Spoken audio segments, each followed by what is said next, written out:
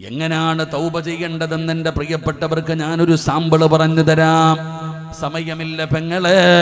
അല്ലാഹുമ്മ ബാരിക് ലനാ ഫീ റജബിൻ വ ശഅബാൻ. റജബ് മുതൽ തുടങ്ങിയ ദുആയാണ്. 24 മണിക്കൂർ കഴിഞ്ഞ അല്ലാഹ് വബല്ലിഗ്നാ റമളാൻ. ആ റമളാൻ നമ്മുടെ മുമ്പിലേക്ക് കടന്നു വരാൻ നാളെ സംശയത്തിന്റെ ദിവസമാണ്. ചിലപ്പോൾ നാളെ ഇതേ സമയം തറാവീഹ് കഴിഞ്ഞിട്ട് വീട്ടിലേക്ക് പോവുകയാ. എൻ്റെ പ്രിയപ്പെട്ടവരെ, സമയമില്ല. ഈ കുറഞ്ഞ സമയമേ ഉള്ളൂ. ഈ കുറഞ്ഞ സമയത്തെങ്കിലും നമുക്കൊന്ന് നന്നാകാ, നമ്മുടെ പാപങ്ങൾ കഴുകിക്കളയാ, നമുക്ക് അല്ലാഹുവിൻ്റെ തൃപ്തി നേടാ. എങ്ങനെയാണ് തൗബ ചെയ്യേണ്ടത്? എങ്ങനെയാണ് തൗബ ചെയ്യേണ്ടത്? ഞാനൊരു ചെറുപ്പക്കാരൻ്റെ തൗബ പറഞ്ഞു തരാം. ഞാനൊരു ചെറുപ്പക്കാരൻ്റെ തൗബ പറഞ്ഞു തരാം.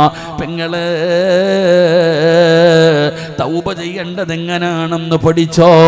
മഹാനായ ആദരമായ പ്രവാചകൻ നബി മുഹമ്മദ് മുസ്തഫ സല്ലല്ലാഹു അലൈഹി വസല്ലമ തങ്ങൾ വല്ലാതെ ഇഷ്ടപ്പെടുന്ന, നബി തങ്ങളെ സ്നേഹിക്കുന്ന ഒരു ചെറുപ്പക്കാരനാണ് സഅലബ. സഅലബ എന്ന് പറയുന്ന ഒരു ചെറുപ്പക്കാരന് നബി തങ്ങളോട് വല്ലാത്ത സ്നേഹമാണ്. പഠിച്ചവനെ, ഒരിക്കൽ സഅലബ വീട്ടിലേക്ക് നടന്നു പോവുകയാണ്. തൻ്റെ വീട്ടിലേക്ക് നടന്നു പോകുമ്പോ ഒരു വീടിന്റെ പരിസരത്തുകൂടെ നടന്നു പോവുകയാണ്. ഒരു വീടിന്റെ പരിസരത്തുകൂടെ നടന്നു പോകുമ്പോ ആ വീടിന്റെ പുറകിൽ നിന്നൊരു പെണ്ണിങ്ങനെ കുളിക്കുകയാ. സഅലബ വീടിന്റെ പുറകിലൂടെ നടന്നു പോകുമ്പോ ഒരു പെണ്ണ് നിന്ന് കുളിക്കുകയാണ്. ഒരു പെണ്ണ് നിന്ന് കുളിക്കുകയാണ്.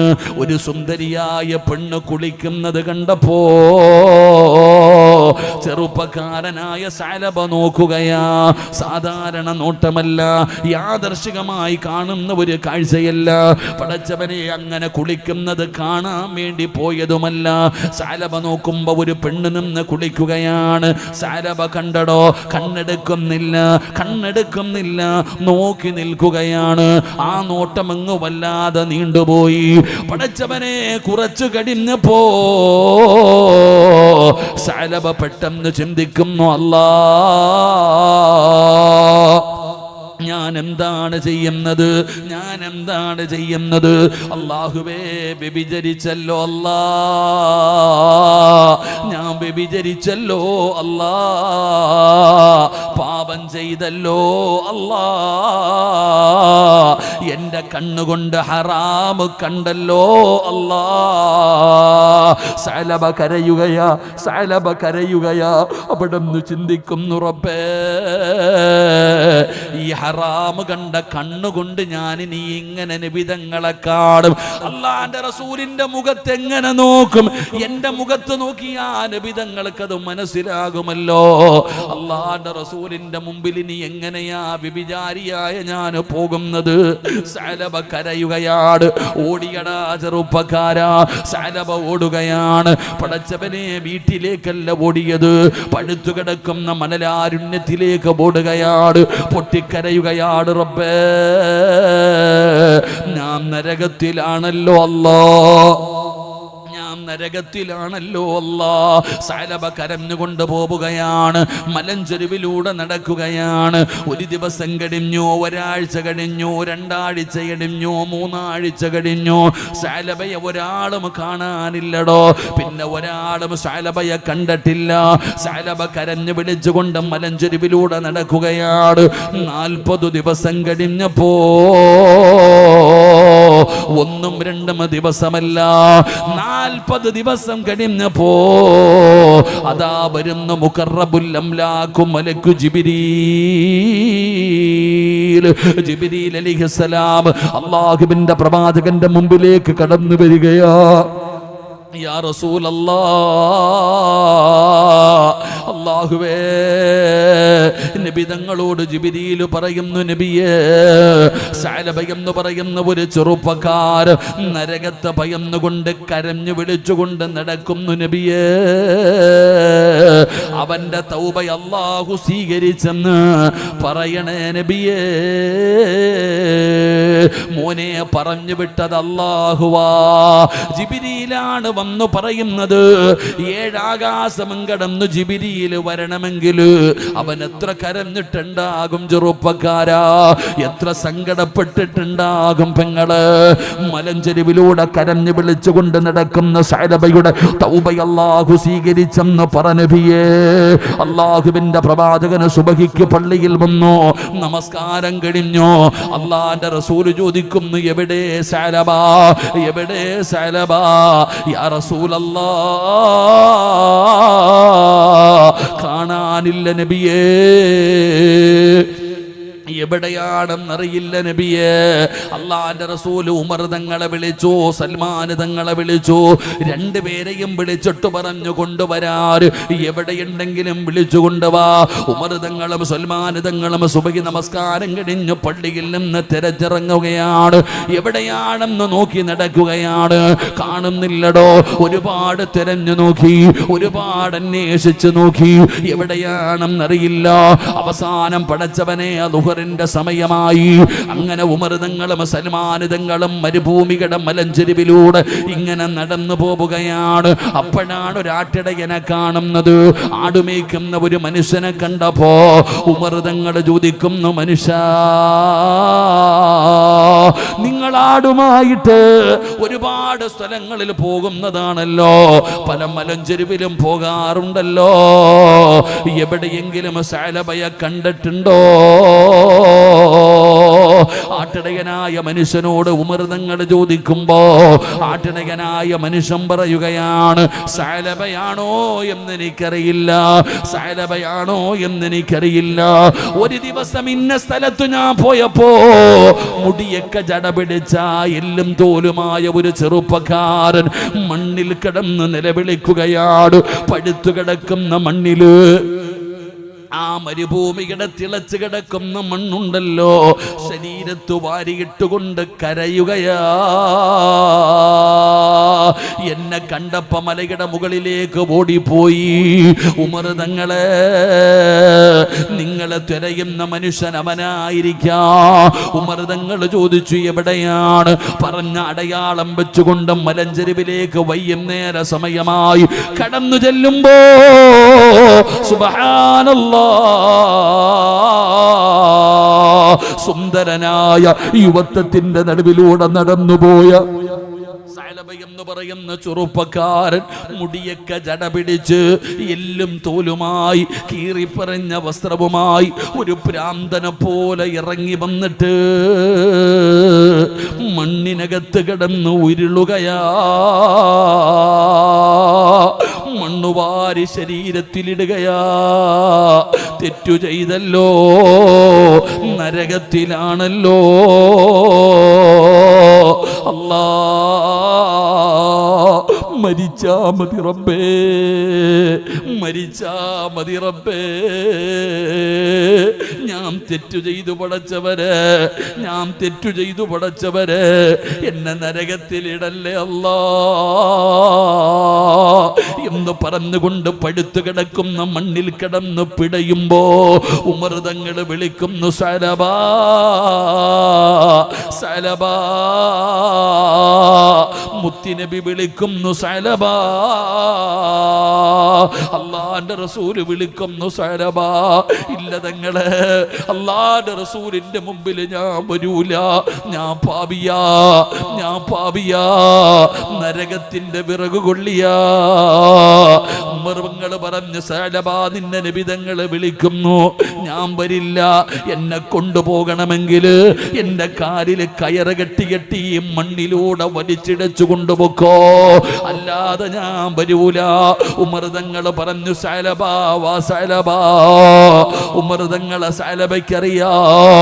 അവസാനം പറഞ്ഞു, വരാൻ ഞാൻ തയ്യാറാണ്, പക്ഷേ ഒരു കണ്ടീഷൻ ഉണ്ട്, നിസ്കാരത്തിന്റെ സമയത്ത് വേണം എന്നെ കൊണ്ടുപോകാൻ. സമ്മതിച്ചടോ. അങ്ങനെ സഅലബയും ഉമർ തങ്ങളും സൽമാൻ തങ്ങളും പള്ളിയിലേക്ക് കടന്നു വരുമ്പോ നിസ്കാരത്തിന് വേണ്ടി എല്ലാവരും കിടക്കുകയാണ്. അല്ലാഹുവിന്റെ പ്രവാചകൻ സ്വല്ലല്ലാഹു അലൈഹി വസല്ലമ തങ്ങൾ നമസ്കാരത്തിന് കൈകെട്ടിയടോ. എല്ലാവരും പള്ളിക്കകത്ത് കയറി നിസ്കാരം നടക്കുകയാണ്. സഅലബ ഉളുവെടുത്തുകൊണ്ട് നിസ്കരിക്കാൻ പള്ളിയുടെ മുമ്പിലേക്ക് ചെല്ലുമ്പോ അല്ലാഹുവിന്റെ റസൂൽ ഓതുകയാ, അൽഹാകുമുത്തകാസുർ ഹത്താ സുർതുമുൽ മഖാബിർ കല്ലാ സൗഫ തഅലമൂന സുമ്മ കല്ലാ സൗഫ തഅലമൂൻ. ഈ ആയത്തങ്ങ് കേട്ടപ്പോ ബോധം കെട്ട് താഴെ വീണു പെങ്ങള്. കല്ലാ സൗഫ തഅലമൂന സുമ്മ കല്ലാ സൗഫ തഅലമൂൻ. ഈ ആയത്തങ്ങ് ഓതിയപ്പോ ബോധം കെട്ട് താഴെ വീഴുകയാ.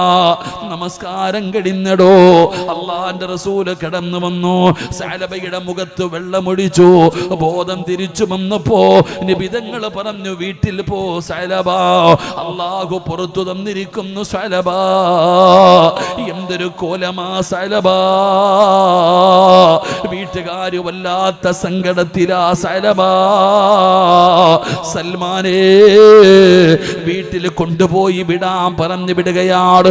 അങ്ങനെ സഅലബ വീട്ടിലേക്ക് കടന്നുപോയി. 7 ദിവസം കഴിഞ്ഞു. 7 ദിവസം കഴിഞ്ഞു. 8ാമത്തെ ദിവസമായപ്പോ സൽമാൻ തങ്ങൾ ഓടി വരുന്നു. യാ റസൂലല്ലാഹ്, അല്ലാഹുവിന്റെ നബിയേ, സക്കറാത്തിന്റെ അവസ്ഥയിലാണ് നബിയേ,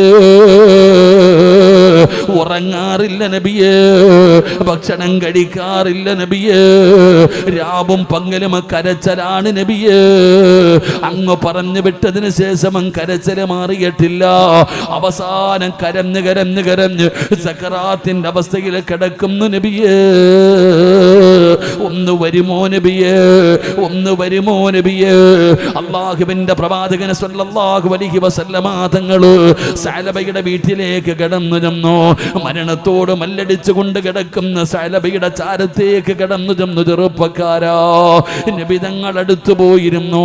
സഅലബയ്ക്ക് വലിയ സന്തോഷമായി. അല്ലാഹുവിന്റെ പ്രവാചകൻ ചാരത്ത് പോയിരുന്നിട്ട് സഅലബ തല പിടിച്ചിട്ട് മടിയിലേക്ക് വെച്ചു. പെങ്ങള് സഅലബയുടെ തലയെടുത്തിട്ട് അല്ലാഹുവിന്റെ പ്രവാചകൻ സ്വല്ലല്ലാഹു അലൈഹി വസല്ലമ തങ്ങൾ തന്റെ മടിയിലൊന്ന് വെക്കുകയാണ്. സഅലബ എന്ത് ചെയ്തെന്നറിയുവോ? തല വലിച്ച് താഴെ ഇടുകയാ. അവിടെ നിന്ന് തല വലിച്ച് താഴെ ഇട്ടടോ. അല്ലാഹുവിന്റെ റസൂല് ചോദിച്ചു, സഅലബ, എന്റെ മടിയിലേക്ക് തല വെച്ചത് നിനക്കിഷ്ടമായില്ലേ സഅലബ? അല്ലാഹുവിന്റെ റസൂല് ചോദിക്കുകയാണ്, നിനക്കിഷ്ടപ്പെട്ടില്ലേ സഅലബ? നിനക്കിഷ്ടപ്പെട്ടില്ലേ സഅലബ? അല്ലാഹുവിന്റെ റസൂല് ചോദിക്കുകയാണ്, ഏതൊരു മനുഷ്യനും കൊതിക്കുമല്ലോ സഅലബ, ഞാനൊന്ന് വരാൻ, അവരുടെ ശരീരത്തിലൊന്ന് തൊടാൻ, ഞാൻ അവരുടെ ചാരത്തൊന്നിരിക്കാൻ. ഏതു മനുഷ്യനും കൊതിക്കുമല്ലോ. എന്റെ മടിയിൽ തല വെച്ചിട്ട് നീ എന്തേ തല വലിച്ചത്? യാ റസൂലല്ലാഹ്, ഇഷ്ടമില്ലാഞ്ഞിട്ടല്ല നബിയേ, അത് വലിയ ഭാഗ്യമാണ് നബിയേ. പിന്നെ എന്തിനാണ് നീ തലവലിച്ച് താഴെയിട്ടത്? സഅലബയുടെ മറുപടി എന്തെന്നറിയോ? അല്ലാഹുവിന്റെ റസൂലേ, ഞാനൊരു തെറ്റു ചെയ്തു നബിയേ, ഞാനൊരു തെറ്റു ചെയ്തു നബിയേ. അങ്ങയുടെ മടിയിൽ തലവെക്കാൻ എനിക്കർഹതയില്ല നബിയേ. ഈ മണ്ണിൽ കിടക്കുമ്പോ അല്ലാഹു എങ്ങാനും പുറത്തു തന്നാലോ, അല്ലാഹു കരുണ കാണിച്ചാലോ. ചെറുപ്പക്കാരാ, കള്ളു കുടിച്ചില്ലടാ, വ്യഭിചരിച്ചില്ലടാ, പലിശ തിന്നില്ലടാ, പെങ്ങളെ കാമുകന്റെ കൂടെ കറങ്ങി നടന്നില്ല, സ്വന്തം ഭർത്താവിനെ വഞ്ചിച്ചില്ല. സഅലബ എന്ന് പറയുന്ന ചെറുപ്പക്കാരൻ ചെയ്ത പാപം എന്തെന്നറിയുമോ? 48 38 ദിവസം നിലവിളിച്ചിട്ട് നെഞ്ചു പൊട്ടിയിട്ട് ലോകത്തോട് വിട പറയാറുള്ള കാരണം എന്തെന്നറിയോ? വഴിയിലൂടെ നടന്നു പോകുമ്പോ ഒരു പെണ്ണ് കുളിക്കുന്നത് നോക്കിയതിന്റെ പേരിലാ. അത്രത്തോളം കരഞ്ഞ് തൗബ ചെയ്തെങ്കിൽ ഞാനും നിങ്ങളും ഒന്ന് ചിന്തിക്കടോ, എന്തൊരു ധൈര്യമാണെന്നറിയോ, എന്തൊരു ചങ്കൂറ്റമാണെന്നറിയോ. അള്ളാനെ മറന്നുകൊണ്ട് എന്ത് കൊടും അപരാധവും ചെയ്തിട്ട് ഞാനും നിങ്ങളും ഒരു ഉളുപ്പില്ലാതെ നടക്കുകയാ. ഒരു പേടിയില്ല പെങ്ങള്. എന്തു വലിയ കൊടും പാപം ചെയ്യാനും നിനക്കൊന്നും പേടിയില്ലല്ലോ. പ്രായം മറന്നിട്ട് എന്ത് തെറ്റുകളും ചെയ്യുന്നില്ലേ? മനസ്സ് വരുന്നില്ലേ മോളെ? നന്നാകാ തോന്നുന്നില്ലേ? തോന്നുന്നില്ലേ? എല്ലാം ഒരു ദിവസം പിടിക്കപ്പെടും പെങ്ങള്. അതുകൊണ്ട് അല്ലാഹു ഒരു ചാൻസ് തരികയാ. അലം യഅനില്ലദീന ആമനൂ അൻ തഖ്ശഅ ഖുലൂബുഹും ലിദിക്രില്ലാ. സമയമായടോ, എല്ലാവർക്കും നന്നാകാ സമയമായി, നന്നാകാ സമയമായി. ഇതവസാന ചാൻസാ. അല്ലാഹുവിന്റെ മുമ്പിൽ പറഞ്ഞോ, പൊറുക്കന്റെ പാപം സയ്യിദി വെറുക്കാതെ പൊറുക്കുന്നവനാരുണ്ട് നീയല്ലാതെ. ഇഹലോക ആർഭാടങ്ങളെന്നെ വലച്ചതാ, നഫ്സെന്ന ഉന്തി തള്ളിവിട്ടു ചതിച്ചതാ. അല്ലാതെ ധിക്കരിച്ചല്ല റബ്ബേ നിന്നെ, അതുകൊണ്ട് ആട്ടരുതിലാഹേ എന്നെ.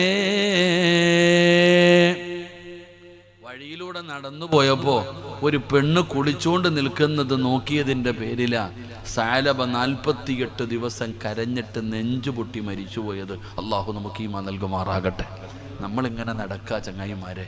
അതുകൊണ്ട് എൻ്റെ പ്രിയപ്പെട്ടവരോട്, എൻ്റെ നഫ്സിനോടും നിങ്ങളോടും പറയുകയാ, തൗബ എന്ന് പറഞ്ഞാൽ ഇതാ, തൗബ എന്ന് പറഞ്ഞാൽ അതാ. അതുകൊണ്ട് അങ്ങനെ ആത്മാർത്ഥമായി ചെയ്തതൊക്കെ മനസ്സിലേക്ക് ഓർമ്മ വന്ന് എല്ലാം സമ്മതിച്ച് അള്ളാഹുവിൻ്റെ മുമ്പിൽ നമുക്ക് പശ്ചാത്തപിച്ചു മടങ്ങാം. അള്ളാഹു നമ്മുടെ തൗബ സ്വീകരിക്കുമാറാകട്ടെ.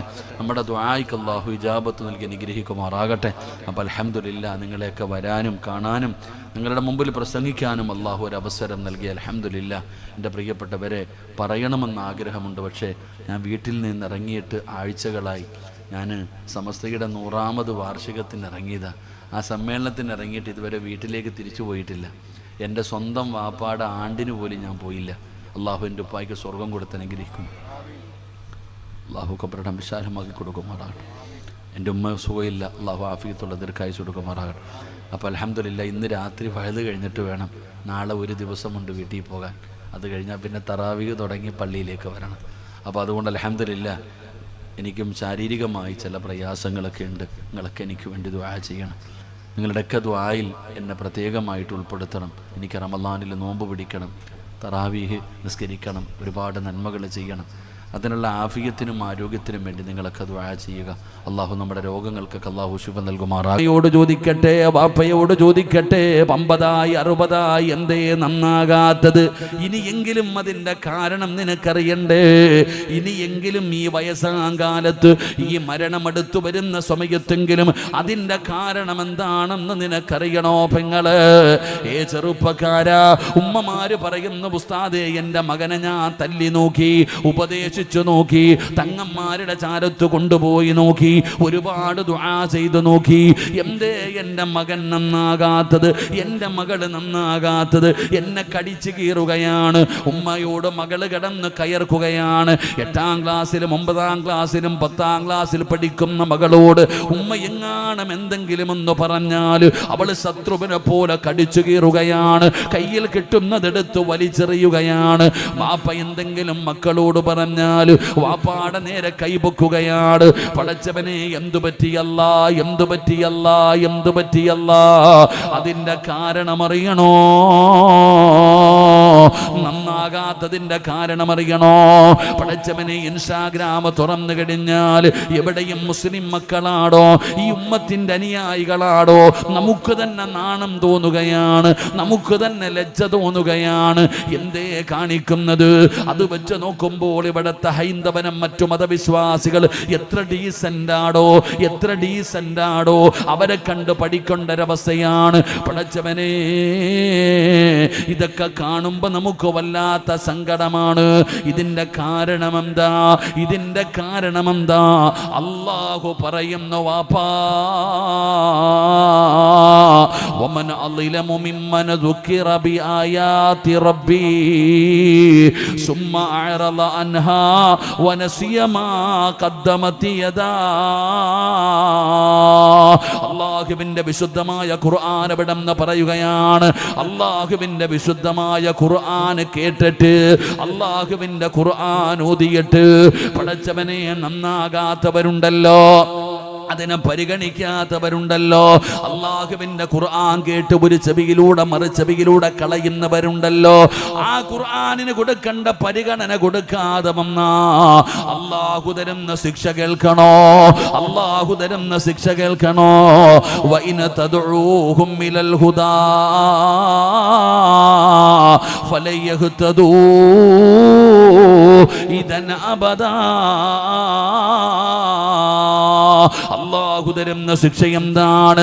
വഇന തദ്ഉഹും ഇലൽ ഹുദാ ഫലയഹ്തദൂ ഇദൻ അബദാ. അല്ലാഹു തരുന്ന ശിക്ഷ എന്താണ്? അല്ലാഹു പറയുന്നവരുടെ ഹൃദയത്തിലേക്ക് ഹിദായത്തിന്റെ വെളിച്ചം കേറൂല, ഈമാനിന്റെ പ്രകാശം കേറൂല. അവരൊരിക്കലും നന്നാകില്ല, അവരൊരിക്കലും നന്നാകില്ല. എത്ര ഉപദേശിച്ചിട്ട് കാര്യമില്ല, എവിടെ കൊണ്ടുപോയിട്ടും കാര്യമില്ല. ഉമ്മ മരിക്കും ആത്മഹത്യ മുടക്കിയിട്ടോ, ഭീഷണി മുടക്കിയിട്ടോ, പടച്ചവനെ പൊട്ടിക്കരഞ്ഞിട്ടോ, പട്ടിണി കിടന്നാലോ നമ്മുടെ മക്കൾ നന്നാകുകയില്ല. എത്ര ഉപദേശിച്ചാലും അവര് കേൾക്കൂല. കാരണം എന്താ? വൈദ ഖാല മൂസാ ലിഖൗമിഹി യാ ഖൗമി ലിമ തുദൂനനി വഖദ് തഅലമൂന അന്നി റസൂലുള്ളാഹി ഇലൈക്കും ഫലമ്മാ സാഗൂ അസാ അല്ലാഹു ഖുലൂബഹും വല്ലാഹു ലാ യഹ്ദിൽ ഖൗമൽ ഫാസിഖീൻ. അല്ലാഹു പറയുകയാണ്, ചെവി അടച്ചു വെച്ചിരിക്കുകയാണ്. ആര് പറഞ്ഞാലും അവര് കേൾക്കൂല. അല്ലാഹു അവരുടെ ചെവി അടച്ചു വെച്ചിരിക്കുകയാണ്. വാപ്പാ നിന്റെ ചെവി അടച്ചു വെച്ചിരിക്കുകയാ, ഉമ്മാ നിന്റെ ചെവി അടച്ചു വെച്ചിരിക്കുകയാ. എത്ര പറഞ്ഞാലും കേൾക്കൂല. എന്തേ പറഞ്ഞിട്ട് അനുസരിക്കാത്തത്? സങ്കടത്തോടെ പറയുന്ന ഉമ്മമാരെ, പൊന്നുമക്കളുടെ ചെവി അല്ലാഹു അടച്ചു വെച്ചിരിക്കുകയാ.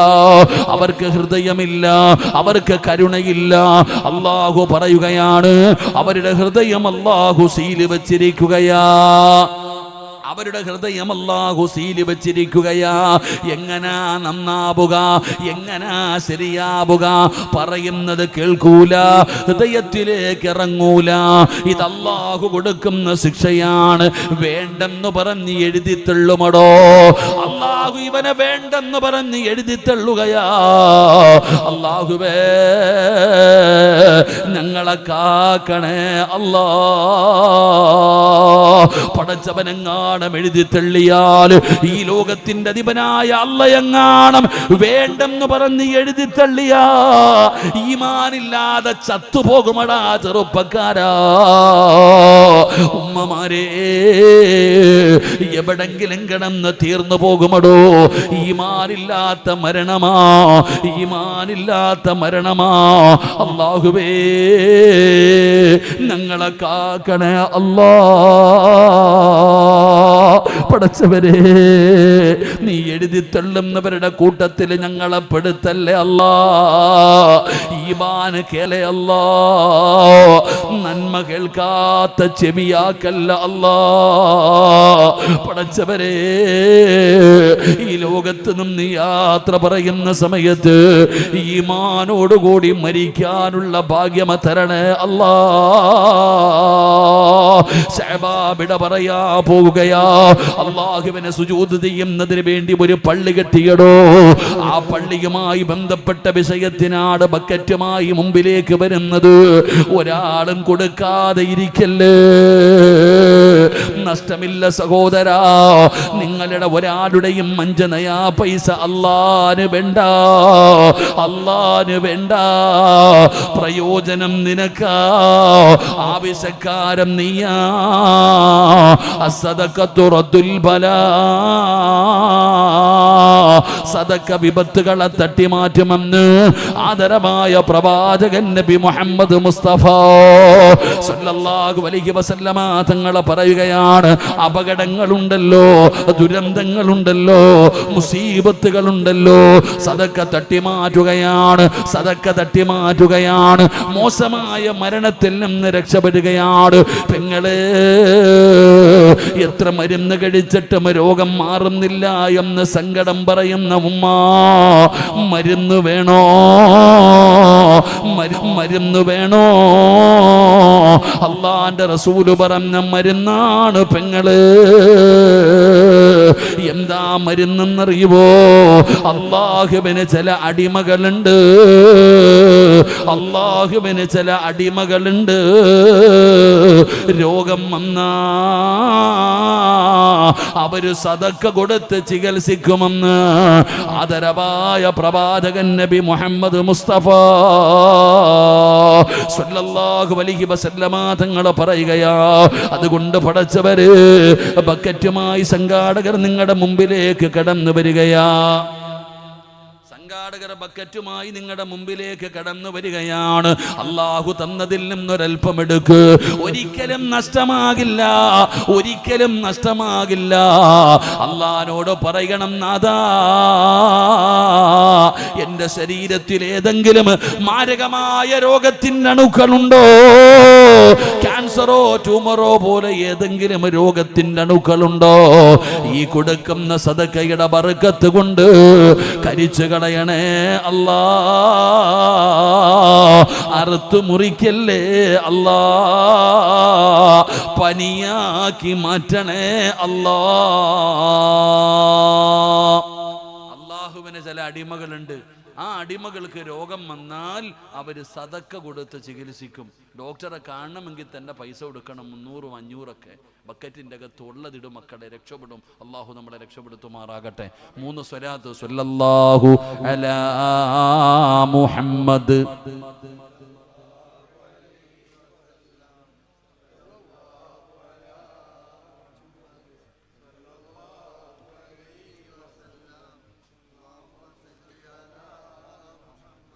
യാ റബ്ബി സ്വല്ലി അലൈഹി വസല്ലം. അല്ലാഹു സ്വീകരിക്കുമാറാകട്ടെ, അല്ലാഹു സ്വീകരിക്കുമാറാകട്ടെ.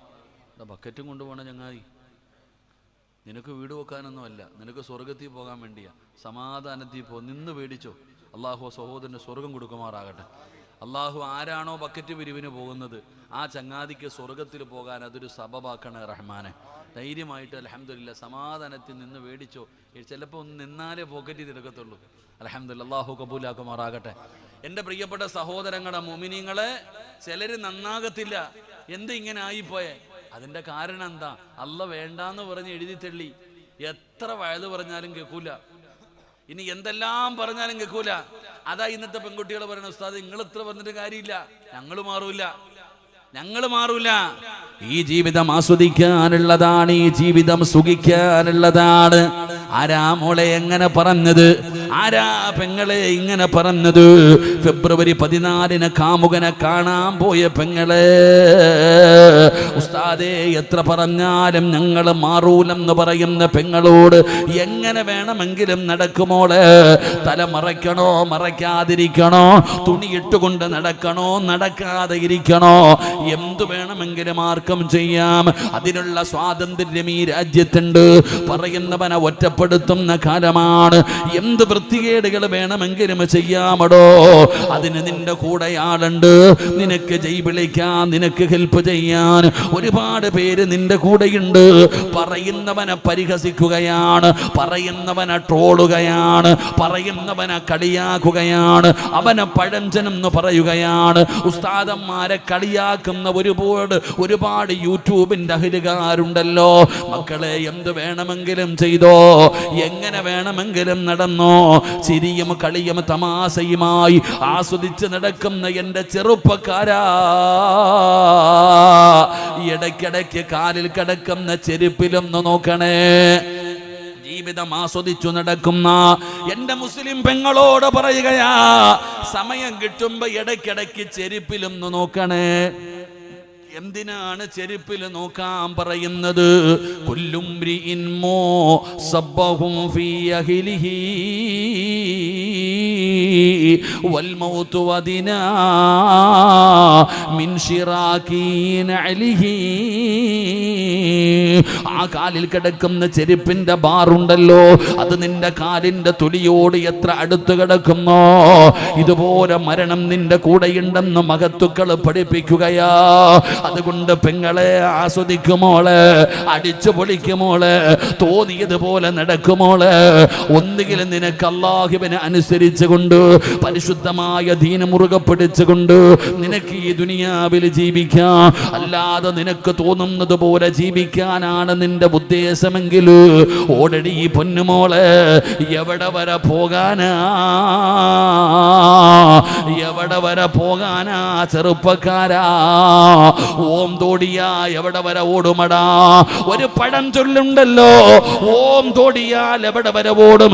നീയൊക്കെ പോയാ എവിടെ വരെ പോകും? അല്ലാഹു ചോദിക്കുകയാ, വത്തഖൂ യൗമന തുർജഊന ഫീഹി ഇലല്ലാഹ്. സിറാജേ, എവിടെ വരെ പോകാനാടാ? സിറാജേ, എവിടെ വരെ പോകാനാടാ? എവിടെ പോയാലും നീ വീഴുമടാ, എവിടെ പോയാലും നീ വീഴുമടാ. നിന്നെ ഞാൻ എൻ്റെ മുമ്പിലേക്ക് കൊണ്ടുവരുമടാ. അല്ലാഹു എന്നോട് പറയുകയാണ്, നീ എവിടെ പോയാലും ഒരു ദിവസം ഞാൻ നിന്നെ എൻ്റെ മുമ്പിൽ കൊണ്ടുവരും എന്ന് അല്ലാഹു തന്നെ എന്നോട് പറയുമ്പോ, പെങ്ങളെ, ജീവിതത്തിന് മാറ്റം വരണം പെങ്ങളെ. പരിശുദ്ധമായ ഖുർആൻ കളിയല്ല, തമാശയല്ല. നിനക്കൊക്കെ മരിച്ച വീട്ടിൽ ഓതാനുള്ള ഗ്രന്ഥമാണെന്നൊരു ധാരണയുണ്ട്. അല്ല പെങ്ങളെ, അത് അല്ലാഹുവിന്റെ കലാമാ.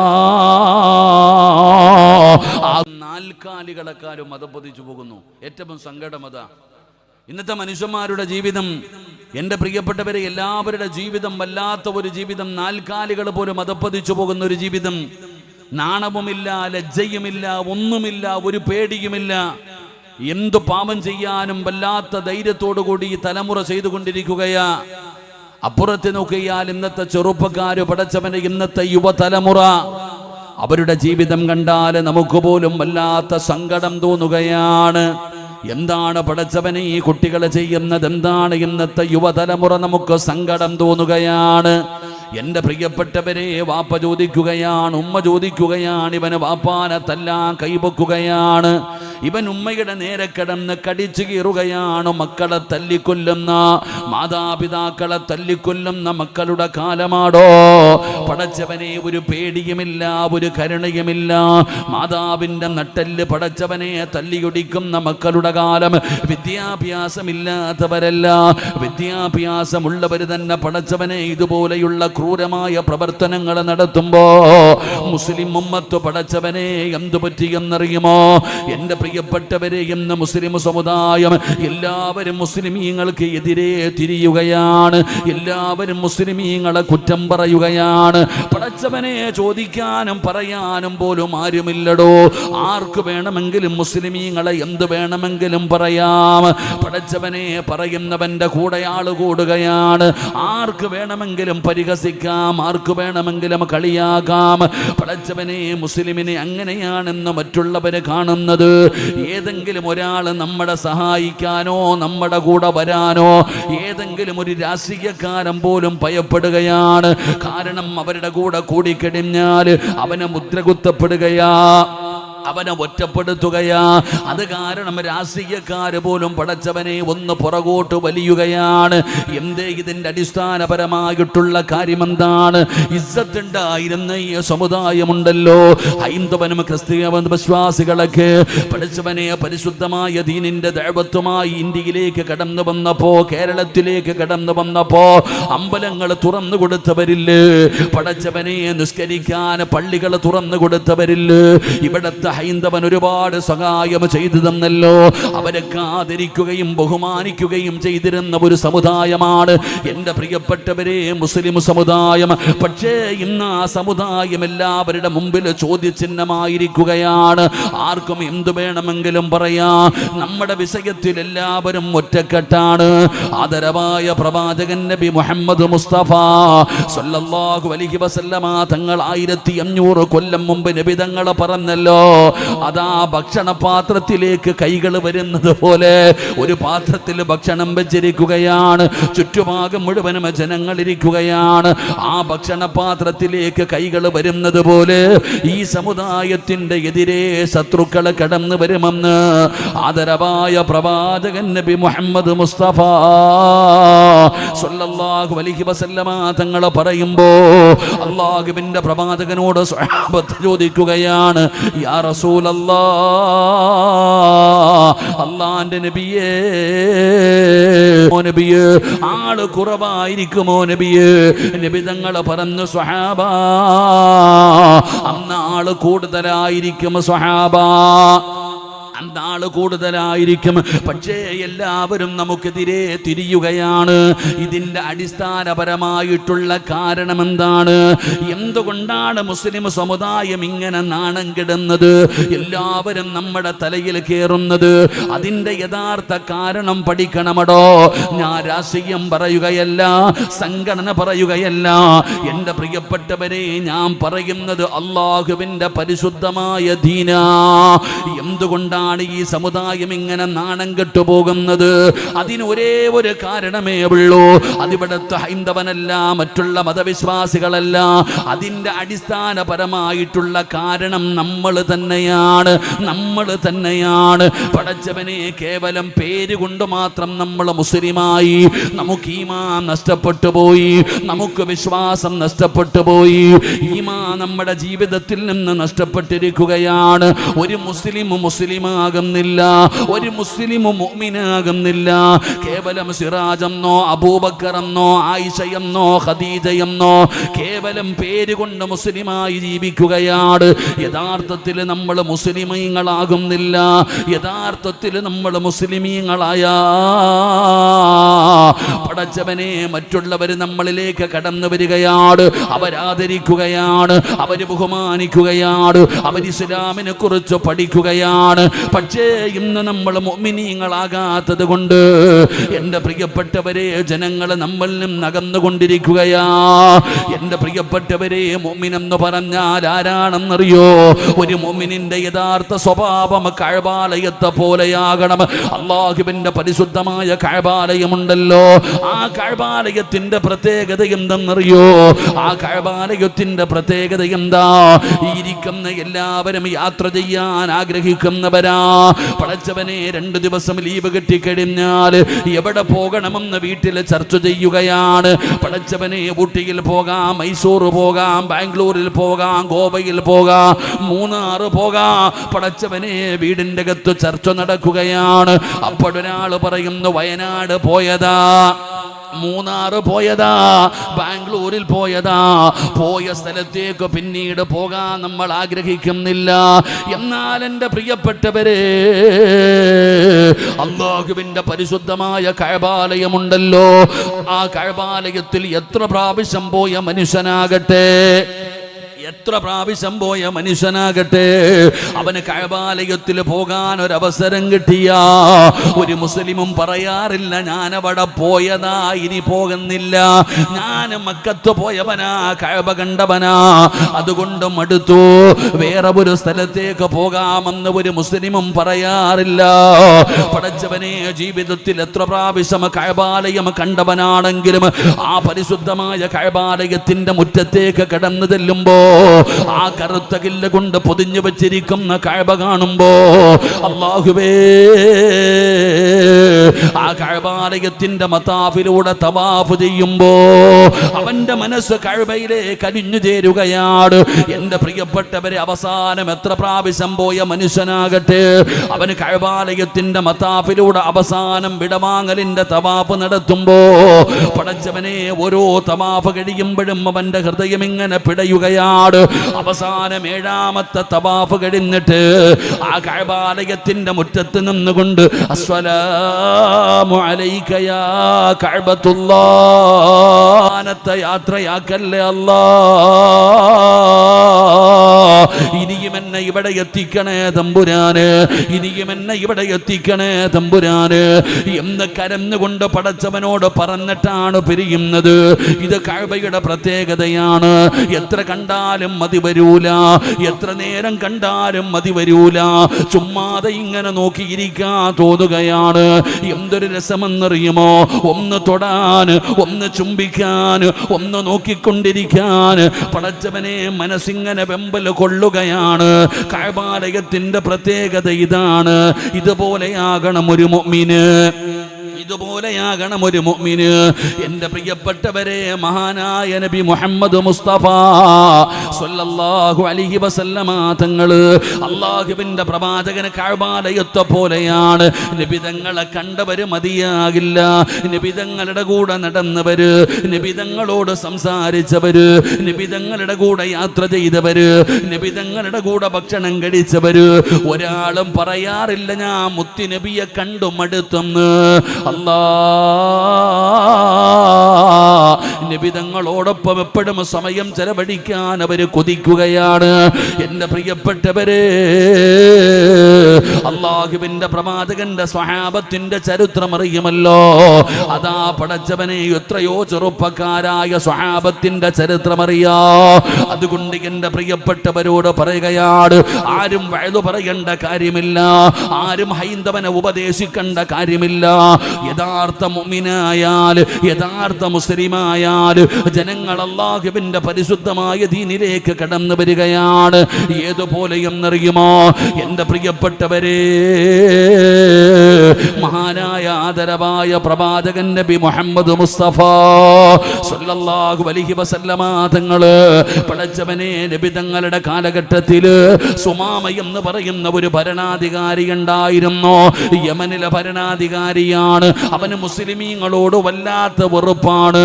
നബിതങ്ങളെ കണ്ണെടുത്താ കണ്ടുകൂടാ. പടച്ചവനെ, സുമാമ നബിതങ്ങളെ കൊല്ലാൻ നോക്കുകയാണ്.